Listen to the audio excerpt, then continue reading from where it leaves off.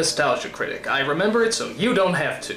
You know, I was walking down the aisles of the video store the other day and I noticed something I haven't seen in years. Cartoon All-Stars to the rescue.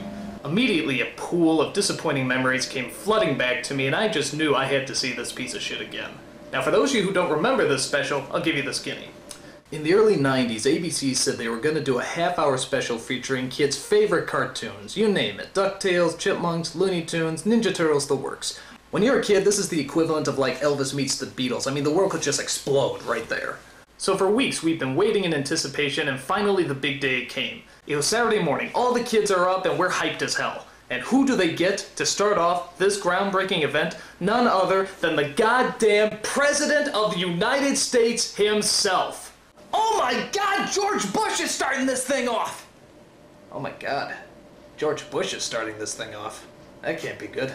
He goes on and on about how listening to your parents is important and about how to maintain the American family. But when you're a kid, hyped up as hell, all you can hear is blah blah blah, I'm an old person, blah blah blah, I'm keeping you from your cartoons, blah blah blah. So after he's done blabbing, the show finally begins, and it's just like the commercials say. Everybody's there. The Smurfs, Ghostbusters, Garfield, Alf. For some reason, I don't know, maybe he snuck in the back, I don't know. But bottom line, everybody's there. It's unbelievable. It's a dream come true. So, now that all our favorite cartoon characters are together in one spot, what are they gonna talk about? Marijuana. Scoozy? Marijuana. Did Simon of the Chipmunks just say marijuana? What possessed Simon of the Chipmunks to say marijuana? No. This has got to be some kind of mistake. It can't be the same marijuana we're thinking of. An unlawful substance used to experience artificial highs. Oh my God. Why is Simon of the Chipmunks talking about marijuana? What kind of a slap in the face is that? I mean, Simon shouldn't know what marijuana is. Simon is one of the embodiments of childhood. He's from Alvin the Chipmunks, for crying out loud. Jesus, I feel so dirty. Simon the Chipmunks just said marijuana. Is there any other American icon that can smash the foundations of my childhood any quicker? What's this? A joint? Why does Bugs Bunny know what a joint is? Bugs Bunny shouldn't know what a joint is. If Bugs Bunny knows what a joint is, that means he knows what drugs are. If Bugs Bunny knows what drugs are, that means the rest of the Looney Tunes know what drugs are. And if the rest of the Looney Tunes know what drugs are, well that just explains so goddamn much! So, if you haven't put it together yet, all our favorite cartoon characters that we grew up with are coming together to talk to us about drugs. This is going to be a long half hour. So it turns out the special's not even about the cartoon characters, it's about a little twerp named Michael who has a stinking drug problem. He sinks to a new low when he steals his sister Corey's piggy bank. He uses it to get more drugs, which he hides in a box that he keeps under his bed. And what exactly does he keep in that box? A silly putty egg, 4 turds, and 2 cinnamon buns glued together. Because hey, he was high, and he thought it was a good idea at the time. Corey thinks about telling her father, but he's too busy being an alcoholic, and gay, and the brawny man. To make matters worse, Michael is followed around by this obnoxious puff of smoke, voiced by George C. Scott. Hey, he needed me. All his cares went... Okay, that was lame, but I like his next speech a whole lot better. This individuality stuff is a bunch of crap. The bilious bastards who wrote that stuff about individuality don't know anything more about real battle than they do about fornicating. Now that's a puff of smoke I can follow. Bizarre. But tell me, where did this slippery slope of marijuana abuse begin? Well, luckily, Bugs Bunny has a time machine that's able to show us. I borrowed it from some coyote. We find out that Michael just wanted to fit in, and that's why he started smoking marijuana in the first place. And once you listen to how he talks, can you really blame him? You guys cruising for lung cancer or what? Somebody give that kid a joint. After that, we get some more narc speeches from the Ninja Turtles, DuckTales, and the Muppet Babies. Because when I think drug abuse, I think Muppet Babies. Now, after some long-winded speeches, the characters get together and they do the most logical thing they can think of. They have an intervention. With an Alan Menken song. Guess I'm allergic. And good excuse is something you never outgrow. That's my complexion! Go on, push, eject, protect yourself, get up and go! Those drugs are so boring.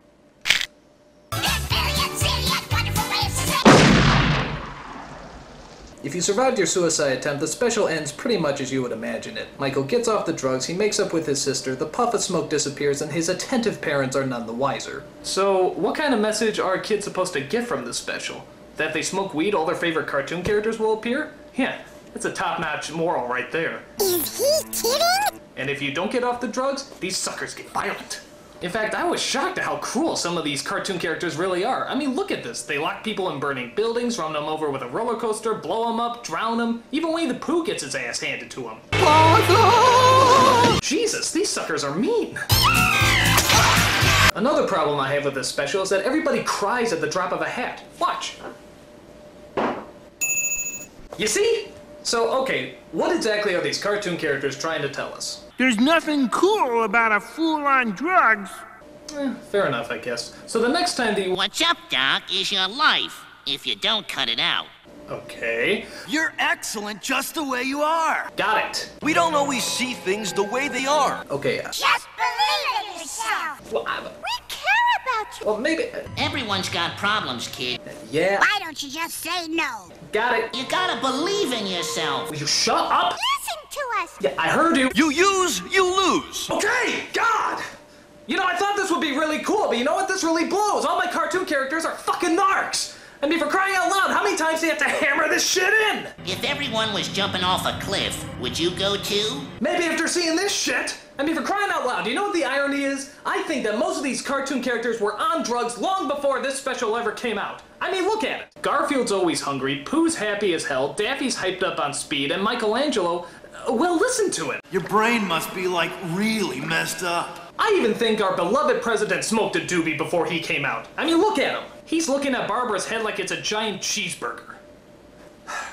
Maybe I'm being too harsh on this special. After all, they are trying to get across a very moral lesson. Drugs aren't your pal. They're your enemy. A very sound point. Any objections? I make him feel good. He's got me there.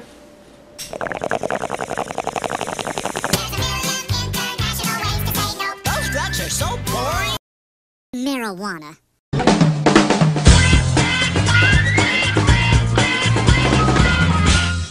Hello, I'm the Nostalgia Critic. I remember it so you don't have to. Well, there's no doubt about it. Theme songs played a huge part in our childhoods. They were fun, clever, enjoyable, and catchy as hell. In fact, a lot of these songs still stay hidden in the darkest corners of our memory, just waiting for inopportune moments to spring out of our heads and ruin our concentration. So, that's why today, I'm paying tribute to the top 11 best nostalgic songs ever. Why top 11? Because I like to go one step beyond. So, sit back and enjoy the top 11 catchiest nostalgic theme songs.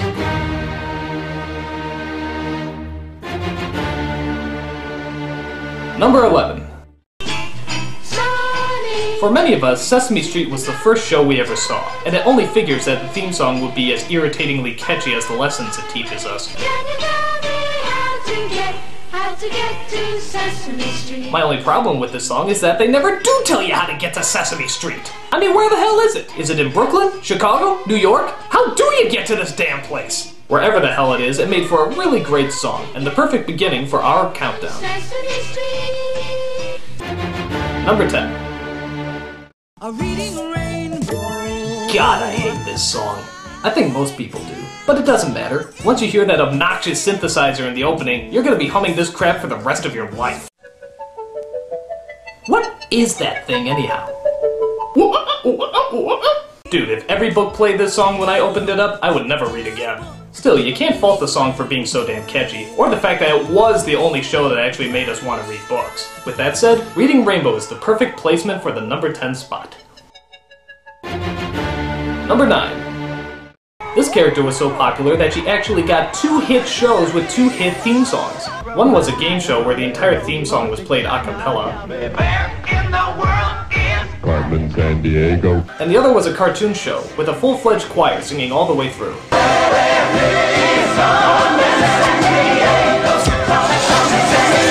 I think the game show one is a little bit catchier, but the cartoon deserves an honorable mention. And when you're doing a show that's trying to be educational, you sure as hell better write something that our short attention spans can remember. Whichever one you like better, Carmen Sandiego definitely knew how to keep a good song in our heads. Number 8. Fuck Fuck yeah! Not only did this show have a great song, but it also had a kick-ass opening as well. I mean, look at that animation. How can you not be hyped after watching this opening? With the rock guitar, female singers, and fast-paced beat, Thundercats had us all ready for action. In fact, maybe it did it a little too well. I mean, as soon as the show started, the characters never moved like in the opening. I mean, look at this. They're barely moving a muscle. Do something! Ah well, with that said, the opening song did a great job of hyping us up. So good that we didn't even care if the opening was better than the show half the time. Mixing great animation and great tunes, Thundercats is easily the perfect combo. Number 7. Alright, as much as I hate this show, I have to admit I really do love this theme song. It was the only thing I ever looked forward to whenever this show came on. And when the song ended, so did my tolerance for the show. But let's face it, it's a cool song, with its fast pace, kick-ass guitar, and lyrics that are pretty easy to remember. Hate the show, love the song, but hey, that's Mighty Morphin Power Rangers for you. Number 6. Ah yes, you can't think All-American without thinking G.I. Joe, and their song was the keen, essential American theme. It was big, triumphant, and one of the few theme songs that actually had counterpoint melodies, which means you always needed another kid to help you sing it. This is back in the day when the worst terrorist we had to deal with was Cobra. God, I miss Cobra. When he threatened us, it was funny. When the real terrorists threatened us, it's just creepy. But when we heard that victorious theme, we all knew we'd be okay. Why? Because G.I. Joe is there! G.I. Joe! G.I. Joe, a real American theme song. Number 5. Another song that practically seemed all-American was Transformers. True, the guitar was great, the theme was memorable, and the animation was cool, but by far the best part was hearing that robotic voice say,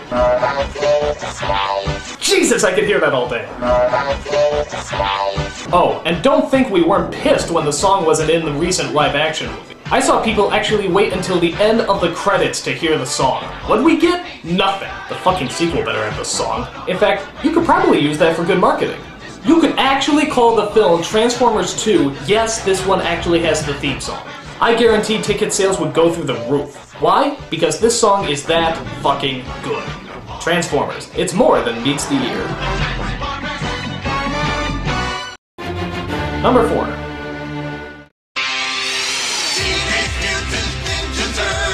You'd think with all the lyrics in the world, the hardest ones to put to music would be Teenage Mutant Ninja Turtles. But surprisingly, they turned this totally insane title into one hell of a great song. I mean, every kid in the world knew this song, and got hyped up whenever we heard it.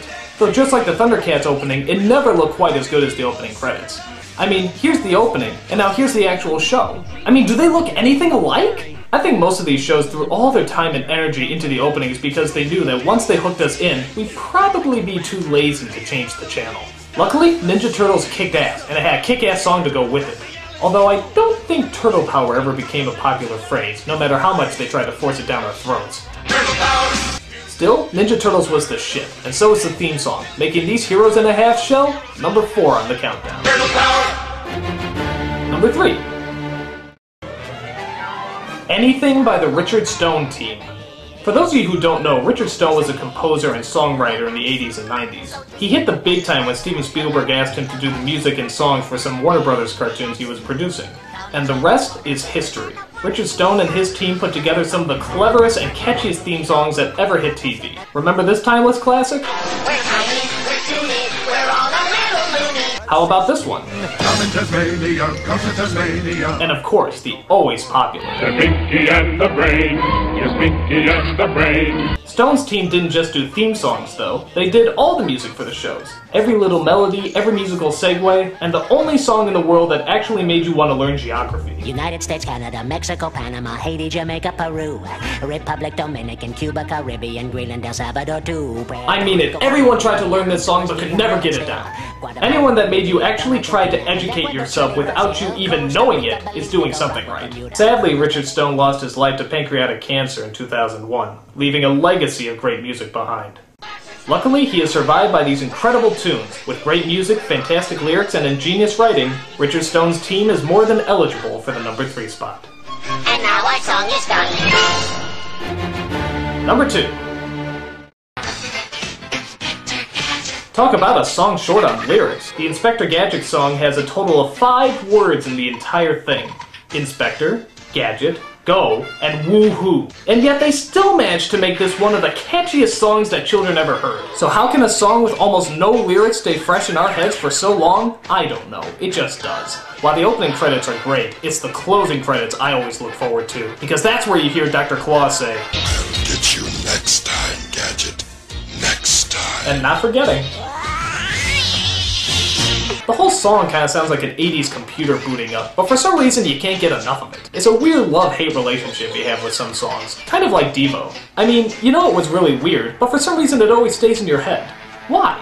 For whatever reason, Inspector Gadget isn't leaving us anytime soon, and if you manage to forget about this song right after you hear it, consider yourself dehumanized. And the number 1 catchiest nostalgic theme song is... God damn this song. From the minute you hear it, it is never gonna leave your head. This song tormented so many children I can't even explain. You think you're trying to answer the questions on your math test, but nope, all you're thinking about is... You think you're playing basketball with your teammates, but nope, all you're thinking about is... You think you're about to achieve enlightenment. The pearly gates of knowledge are opening up, and all the secrets of the universe are about to be revealed. But no! All you're thinking about is... It will never leave, it will never leave. It's like an addiction. You think you're over it. You think, I only know a few lyrics of the song. What is it? Life is like a hurricane here in Duckburg. Race cars, lasers, airplanes, it's a Duckblurg. Might solve a mystery or rewrite history. DuckTales woohoo. Every day that I've been making DuckTales woohoo. Tales so daring you can do DuckTales. Danger lurks behind you. There's a stranger out to find you. What to do is just grab onto some DuckTales! Woohoo! I mean, once you hear it once, it will never, ever go away. And you wanna know what the creepy thing is? I think this show stayed on the air strictly because of the theme song. I mean, think about it. What do you actually remember about this show? I remember Scrooge, his nephews, a pilot who crashed a lot. And that's it! I don't remember a goddamn other thing about this show. This show literally kept bringing us back simply because of the song. It is that powerful. So now that you've heard the catchiest nostalgic song of all time, tell the people, warn them, don't let them hear the song, because once it gets into your head, it buries its way into your brain, festering until it blooms into a gigantic ball of human waste that'll eat you alive! Warn the people! Warn the people! I'm the Nostalgia Critic. I remember it so you don't have to.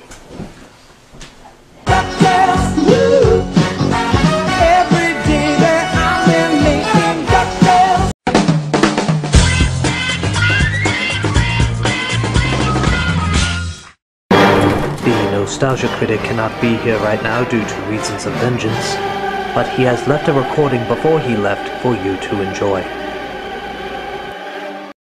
Hello, I'm the Nostalgia Critic. I remember it so you don't have to.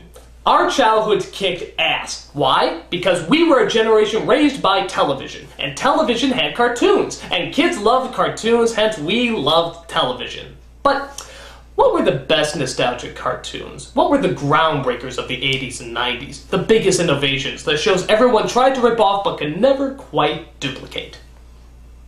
I don't know. But that doesn't mean I can't make up a top 11 list that claims that I do. Why top 11? Because I like to go one step beyond. So, sit back and enjoy the best of memory lane, the cream of the crop, the ultimate of ultimates. This is the top 11 animated nostalgic TV shows.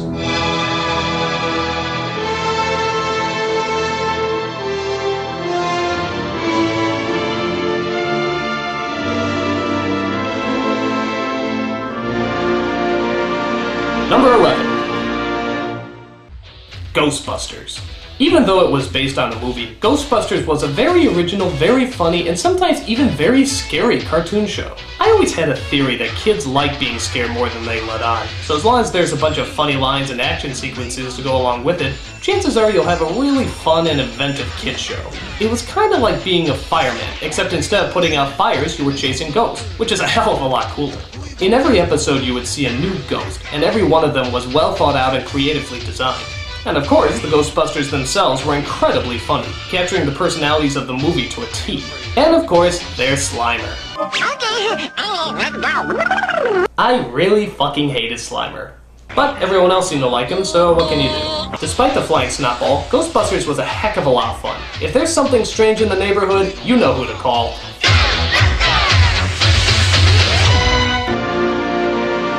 Number 10. Fox's Peter Pan and the Pirates. You wouldn't think a TV show shown every day about Peter Pan would be anything to get worked up over. But the fact of the matter is, this show was very well put together. What made it so great is that it didn't look like any of the other reincarnations of Peter Pan, but to be honest, I think it's the closest it's ever come to the original J.M. Barrie story. The characters were fleshed out, the stories were well developed, and the creative logic was actually pretty clever. For example, there's an episode where Pan steals the shadows from all the pirates. Because of this, they lose their balance and have to walk upside down. That strangely kind of makes sense. There's another episode where they actually make cloud sculptures in the sky. Dude, that's just fucking cool. Plus it had Tim Curry as Captain Hook. Seriously, how can you go wrong with that? Disgrace the Jolly Roger today, scum, and I'll lay your bones bare! It's not easy having a good time. Peter Pan and the Pirates could have been a cheap knockoff that only lasted a few episodes, but they put a lot of time and effort into it, and created something really original, as well as stay true to the original story. All of this is more than enough for Peter Pan to take the number 10 spot. Number 9. DuckTales. Even though Disney had a few shows like this before and a lot more shows after, DuckTales was the first Disney cartoon to combine some of our favorite childhood characters with old-fashioned adventure. It was mostly a treasure hunt show, which meant it led to a lot of creative locations as well as some cool booby traps. It was kind of like Indiana Jones, but with ducks. It didn't need any pop cultural references or subtle in-jokes, it just relied on good old-fashioned characters having good old-fashioned adventures. And of course, need we forget the catchiest theme song of all time? It will never leave, it will never leave! Plus, how does Scrooge McDuck dive into all that money without breaking his skull? Hasn't he converted to dollar bills yet? Well, questions like this don't really need answering when you're having oodles of feather-flinging fun. DuckTales. It will never leave! Number 8. Ren and Stimpy. This cartoon was just nuts. The animation was insane, the voices were insane, the stories were insane, and we loved every minute of it. This is pretty much what kids saw when they were on a sugar high. Absolute madness mixed with undiluted energy. It was so chaotic that even the characters didn't always look right. Like here's Stimpy in one scene, and here he is in another. They don't even look like the same species. Or how about some of these weird jokes? I'm so happy! I must go do nice things! Why the hell was the word go in his mouth for a second? Or how about the scene where Ren irons Stimpy's underwear?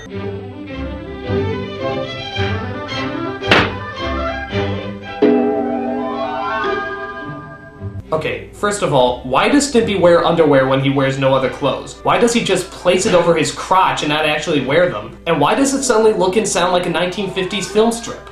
I don't know. Nobody knows! It's just that kind of insanity that made this show crazy and fun to watch. It also pushed the boundaries of what kids' shows could do, with controversial episodes like The Electric Fence, or strange lines like Something came out of my butt! Or how about weird morals like Wetting the bed is nothing to be ashamed of. You and I still do it. Yeah, this was a weird show. Just the kind of kinetic energy, ludicrous logic, and crude humor that kids know and love. Ren and Stimpy. If you didn't like it, you're an idiot! You sick little monkey! Number 7. G.I. Joe. If Barbie was considered an all-girl phenomenon, then G.I. Joe was definitely the all-boy phenomenon. This show embodied everything that boys wanted to be when they grew up. Action heroes. It had guys with guns, teamwork, kick-ass gear, some huge friggin' vehicles, and professional wrestler Sergeant Slaughter. So we're celebrating by giving away Sergeant Slaughter action figures. Now the show and characters were kind of bland, but let's face it, we didn't watch it for the characters, we watched it for the action. It's like somebody made a show out of the Army games that we were already playing as kids. If someone made a Cowboys and Indians show at that time, my guess is it would do well too. If it had tank. With all its spy work, military command, and action-packed adventure, G.I. Joe knew how to give the bloodthirsty Marine and every little boy exactly what we wanted. G.I. Joe! Number 6. Transformers. It's no wonder that one of the best marketing ideas of all time was also one of the best animated shows of all time. Again, kind of tailoring to every boy's indulgent fantasies, Transformers combined cool, kick-ass vehicles with giant alien robots. The show was about a war between the Autobots led by Optimus Prime and the Decepticons led by Megatron. Yeah, okay, it sounds pretty retarded, but it gave us exactly what we wanted, transforming robots being the crap out of each other. The great thing about this show is how creative they got with all these different robots. I mean, I know they made up half of these characters just to sell more toys, but the possibilities for these things were just endless. You had trucks, you had bikes, you had tanks, you had guns, you had tape players. Well, okay, that's a little lame, but at the time it was pretty cool. Transformers, hell, it just kicked ass. Number 5. The Tick. With all the superhero shows out there, this was the satire that handled the ludicrous nature of the genre the best. The show was about a big blue man who literally comes out of nowhere to fight crime. Nobody knows who he is or where he came from, including him. All he knows is that he wants to fight crime and shout horrible catchphrases. Evildoers, eat my justice! He has a simple mind and very little intelligence, but luckily his neurotic psychic Arthur is there to keep him in line. It was a great show because it did such a good job mocking what most kids were growing up with at the time. In the show, they didn't have a secret crime-solving lair, they have an apartment that can barely hold 2. The supervillains aren't always rich, misunderstood madmen, sometimes they're just children making death rays in their tree houses. Put the moon back, demon waif! Make me. And the heroes don't always shout good catchphrases, sometimes they just shout... Spoon? Okay, well maybe it didn't all make sense, but this strange blend of surreality and reality made the show so enjoyable to watch. Written half the time more for adults as opposed to kids. Granted, the animation wasn't always top-notch, but it made up for it with its great writing and bizarre sense of humor. The Tick. We are a justice sandwich! No toppings necessary! What he said. Number 4. Teenage Mutant Ninja Turtles. Looking back, I realize this is the stupidest idea in the entire world. I mean, just listen to the title. What lobotomized monkey came up with that? I mean, it doesn't even seem real. It seems like a satire of another idea. But hey, it took the world by storm, me included. Why? Because it had action, big animals, and of course, a great sense of humor. I mean, they had Uncle Phil's the Shredder for crying out loud. I want this city to grovel at my feet now! I want all these freeloading parasites out of here!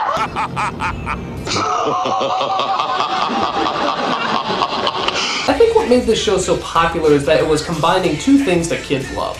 Animals and action scenes. Throw in some outdated catchphrases like, really righteous! And you have a show that's destined to be a hit. I think what really shocks me about this show is that it actually worked twice. I mean, they released the show again recently, and it actually became a hit. So much so that they even made another movie based on it. I don't know who came up with this idea or how. Well, okay, maybe I do know how, but it doesn't matter. This show was a ton of fun, combining everything that kids loved at the time. Teenage Mutant Ninja Turtles. An idea so stupid, it has to be good. Number 3. X-Men. From one set of mutants to another, X-Men was the comic book show that every kid could enjoy. Why? Because it had a million characters to choose from. Unlike superhero shows like Superman or Spider-Man, X-Men had a huge cast of main characters. So if you didn't like one main character, you had another you could watch. And if you didn't like that character, you could watch somebody else. On top of that, it dealt with an issue that a lot of kids know too well: prejudice. Every kid has to go through a little bit of being made fun of, and if you look different or acted different, chances are you probably got a lot of it. And X-Men was all about that. People who are ridiculed and criticized simply because they were born different. It showed us how to live with our gifts, and how not to hide what makes us different, but to embrace them. And of course it had some kick-ass action and supermodels and spandex. That always helps too. X-Men gave us a ton of characters that we won't soon be forgetting. Each one with their own backstory and psychological issues. It was interesting, it was fun, and it knew how to keep us glued to the tube. X-Men, the perfect show to sink your claws into. Number 2. Animaniacs. I've never seen a show that came so close to capturing the spirit of the original Warner Brothers cartoons like this one. Yeah, Tiny Toons might have started this fad, but it was Animaniacs that perfected it, with writing that could entertain both children and adults alike. Our generation didn't grow up with shows like Carol Burnett or Laugh-In, so this is the closest thing to a variety show we had, combining great songs, lovable characters, and ingenious comedic writing. The characters in this show seem so real that they practically leaped off the screen. Characters like the Warners, Slappy Squirrel, and Pinky and the Brain were all hilarious constructs that knew how to be likable as well as funny.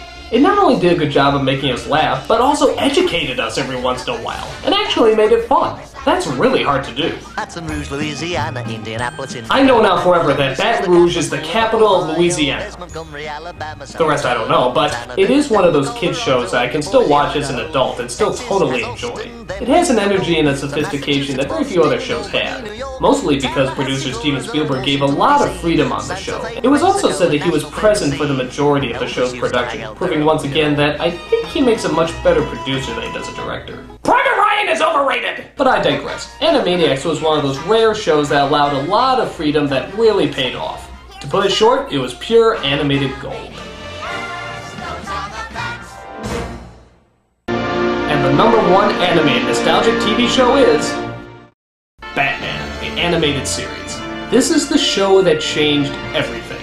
It took chances, it took a new look, and it took its audience seriously. At a time when most action cartoons looked like G.I. Joe or X-Men, Batman took a totally different approach with a focus on Art Deco design.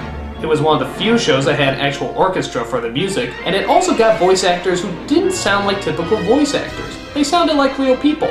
On top of that, Batman was dark, mixing high-flying action with the psychological drama that the Batman series is infamous for.